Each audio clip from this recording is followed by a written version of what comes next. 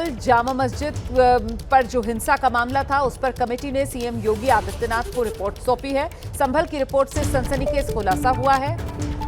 आजादी के वक्त संभल में 45% थे हिंदू और अब संभल में सिर्फ 15% हिंदू ही बचे।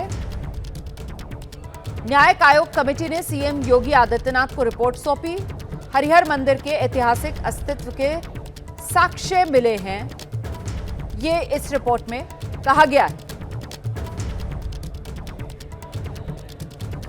तो न्यायिक आयोग कमेटी ने सीएम योगी को रिपोर्ट सौंपी है। हरिहर मंदिर के ऐतिहासिक अस्तित्व के साक्ष्य मिले हैं और साथ ही हिंदुओं की आबादी को लेकर बड़ा खुलासा इस रिपोर्ट में किया गया। आजादी के समय यहां संभल में हिंदुओं की आबादी 45% थी, अब घटकर 15% रह गई है। सीधे आपको लेकर चलेंगे, हमारे साथ हमारे सहयोगी विवेक राय इस वक्त मौजूद है और जरा विवेक से जानते हैं। विवेक, जरा विस्तार से बताइए कि इस कमेटी का गठन जो हुआ था उसको लेकर क्या बड़ी फाइंडिंग्स हैं इस कमेटी की रिपोर्ट में जो सामने आ रही है?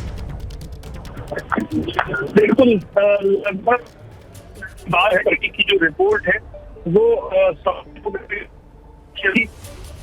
आपकी आवाज साफ नहीं आ रही है विवेक, दोबारा से करेक्ट करने की कोशिश करेंगे। विवेक की आवाज नहीं आ पा रही है, लेकिन ये बड़ी जानकारी है। संभल मामले पर रिपोर्ट सामने आ गई है। रिपोर्ट उत्तर प्रदेश के मुख्यमंत्री योगी आदित्यनाथ को सौंप दी गई है। 450 पन्नों की ये रिपोर्ट है जो मुख्यमंत्री को सौंपी गई है। तो 450 पन्नों की रिपोर्ट मतलब आप समझ सकते हैं कि एक लंबी चौड़ी विस्तृत ये रिपोर्ट तैयार की गई है और रिपोर्ट में ये कहा गया है कि आज़ादी के समय यहाँ संभल में हिंदुओं की आबादी जो करीब 45% थी वो अब हाल के समय में घटकर 15% रह गई है। इसका उल्लेख भी इस रिपोर्ट में किया गया है। इस रिपोर्ट में जो ये रिपोर्ट सौंपी गई है मुख्यमंत्री योगी आदित्यनाथ को, इसमें हरिहर मंदिर के ऐतिहासिक अस्तित्व के साक्ष्य मिलने की बात भी कही गई है।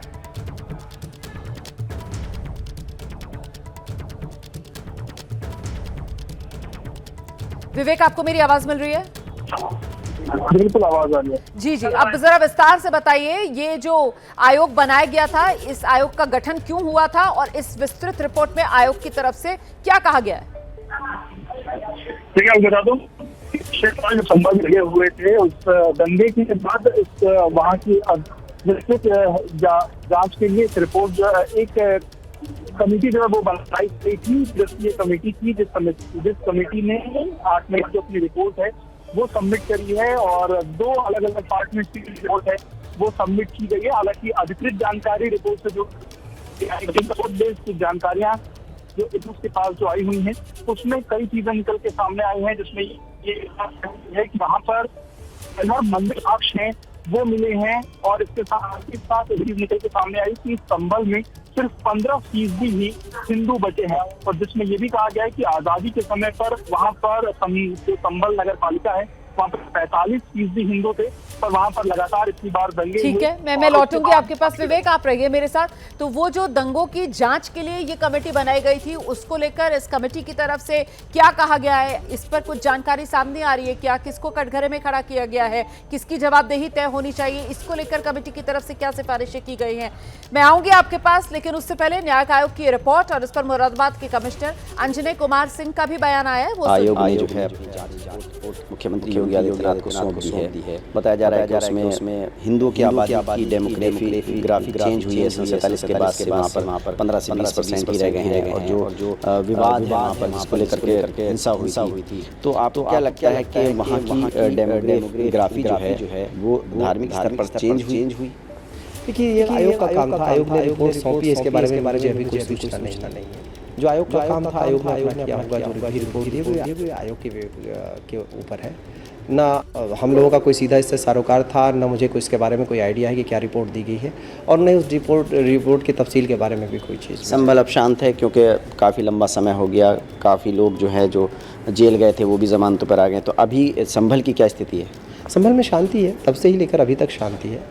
और जब डिस्टर्ब करने का प्रयास किया गया था उस तरीके से हमने रिस्पॉन्ड भी किया था और पूरा जो उस समय जो भी करना था हमने पूरे सारे स्टेप्स किए। अभी लंबे समय से कोई न समस्या है, बल्कि संभल में विकास के कार्य तेज़ी से हो रहे हैं और वहाँ पर जो चीज़ें चाहे वो डेवलपमेंट से रिलेटेड हो, चाहे वहाँ पर आर्कियोलॉजी के लिए बहुत महत्वपूर्ण है।